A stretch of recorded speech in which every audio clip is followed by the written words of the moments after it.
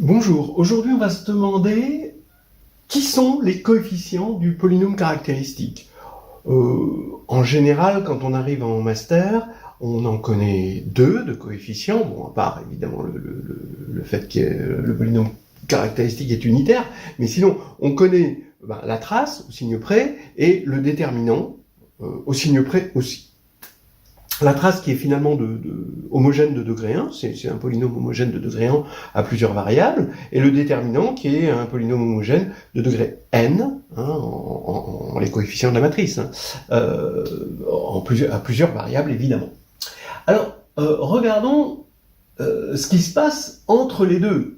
On a quand même un gros trou entre les deux, où généralement les gens ne savent pas quoi dire, à part que ça s'écrit, évidemment, à l'aide des relations coefficients-racines. Bon, mais ça, ça nous éloigne de la matrice elle-même. Ça nous rapproche des valeurs propres. Bien. Regardons tout ça. On prend A, une matrice AIJ de Mn de K, un corps quelconque, et qui a, que je définis comme ceci, le polynôme caractéristique de A. Je vais appeler alpha I les coefficients du polynôme caractéristique.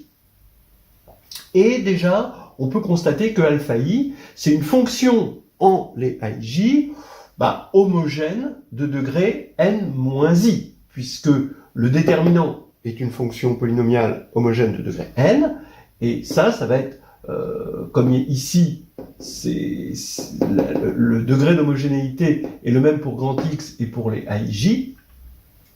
Donc globalement, ça va être homogène si on met comme degré 1 à x ainsi qu'au AIJ, et donc ce qui va faire que, pour compenser, le coefficient x puissance i doit être homogène de degré n-i, évidemment.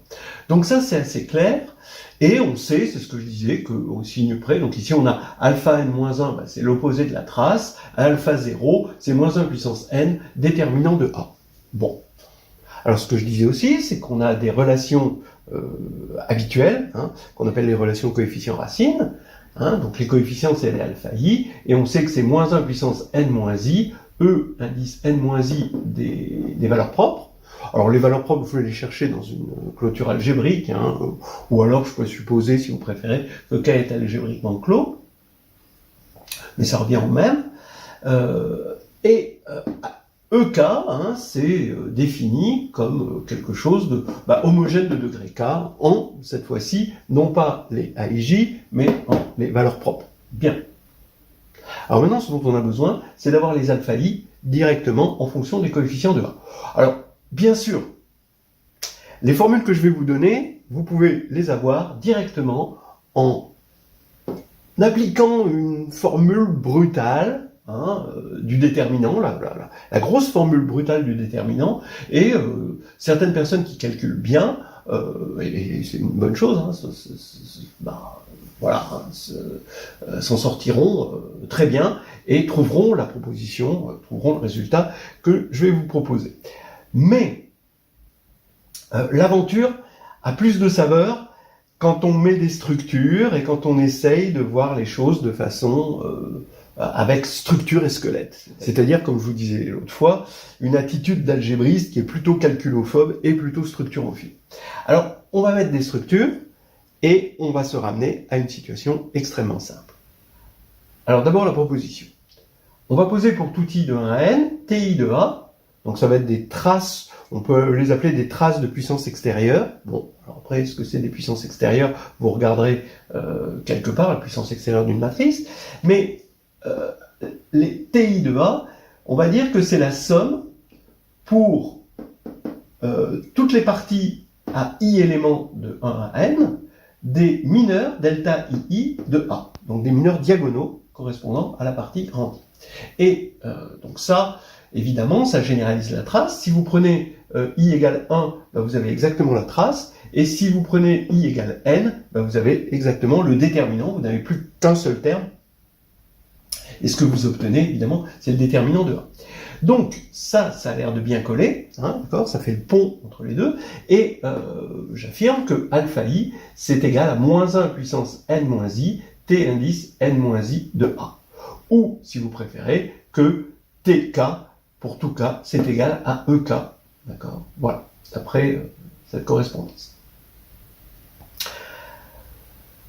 Donnons un exemple, et on va voir que pour n égale 3, on a directement le fameux terme qu'on ne connaît pas, parce qu'on sait qu'on a la trace. Pour n égale 2, il n'y a pas de problème, on a la trace et le déterminant.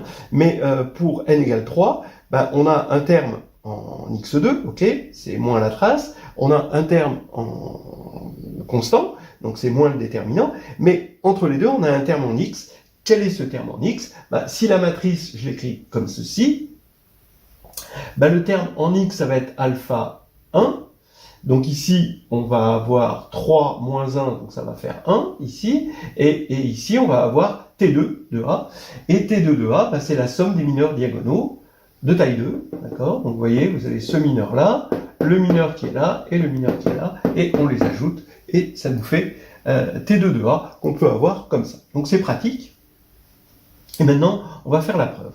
Donc on plonge K dans sa clôture algébrique, hein, donc là ça pose pas trop de problèmes, ou si ça vous en pose, vous supposez K algébriquement clos, et si ça vous en pose, eh ben, vous restreignez à K égale C, et la formule va rester la même. C'est toujours intéressant, même pour K égale C. Le corps des complexes. Alors, pourquoi je fais ça? Ben, c'est pour pouvoir dire que A est trigonalisable. Voilà.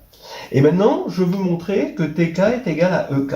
Et ça, c'est ça, la grosse formule qu'on va montrer, non pas par le calcul, mais par la structure et un minimum de calcul. Quelle structure? Eh bien, les fonctions EK sont des fonctions des valeurs propres qui sont des invariants de similitude. C'est-à-dire que quand on conjugue la matrice A, par une matrice de passage P, hein, GLN de K, eh bien on ne change pas les valeurs propres. Donc on ne change pas ces fonctions-là. Eh bien on va montrer que c'est pareil pour TK. C'est-à-dire que TK est un invariant de similitude. C'est-à-dire on va montrer que TK de PA, P-1 est égal à TK de A. Comment on avait fait pour la trace? Vous savez que la trace, ça vérifie ça, le déterminant, ok, mais la trace vérifie ça aussi, en montrant tout simplement que la trace de AB est égale à la trace de BA. Et pareil que le déterminant de AB est égal au déterminant de BA. Donc, est-ce que ça c'est vrai dans le cas général? Est-ce que TK de AB est égal à TK de BA? C'est ça ce qu'on va voir. Et si on arrive à le montrer, alors on aura forcément que TK de PA, P-1 par associativité, je passe le P de l'autre côté, je refais l'associativité, et j'aurai bien que c'est égal à TK de A. Bien, alors allons-y, on fait TK de AB, donc c'est la somme des mineurs de taille K, mineurs diagonaux de taille K de AB, mais là, on a la formule de Binet-Cauchy, qu'on a vue précédemment, et qui dit que ça, c'est la somme pour K de taille, la même chose que I, donc petit k, des delta de IK de A et delta de KI de B. Voilà. Donc ça nous fait une somme indexée sur I et K de taille K, qui sont des parties de taille K de l'ensemble de 1 à N, et on va avoir delta IK de A, delta KI de B. Et là, exactement comme la preuve pour la trace classique, vous échangez les deux, et vous voyez que ça donne pour la même raison TK de B1. Donc ça marche. Et donc, on va l'appliquer à PA, P-1, où P, c'est une matrice de passage qui trigonalise A. Et donc, finalement, il faut montrer ceci. Mais oui, parce que on va avoir, puisque PA, P-1 est triangulaire, et il va y avoir évidemment les valeurs propres sur la diagonale, et ici un triangle. Quand on va faire le déterminant, ça va être le produit, et quand on va faire la somme de tout ça, de tous ces déterminants, on va obtenir exactement EK. Voilà, c'était une jolie application de la formule de Binet qui nous permet de voir agréablement pourquoi, d'une part, ces fonctions sont des invariants de similitude, ces espèces de traces généralisées, qui sont des traces de produits extérieurs dans la vraie vie, Et pourquoi? Ce sont les coefficients du polynôme caractéristique. Maintenant, on peut calculer des coefficients du polynôme caractéristique. Et on va s'arrêter là.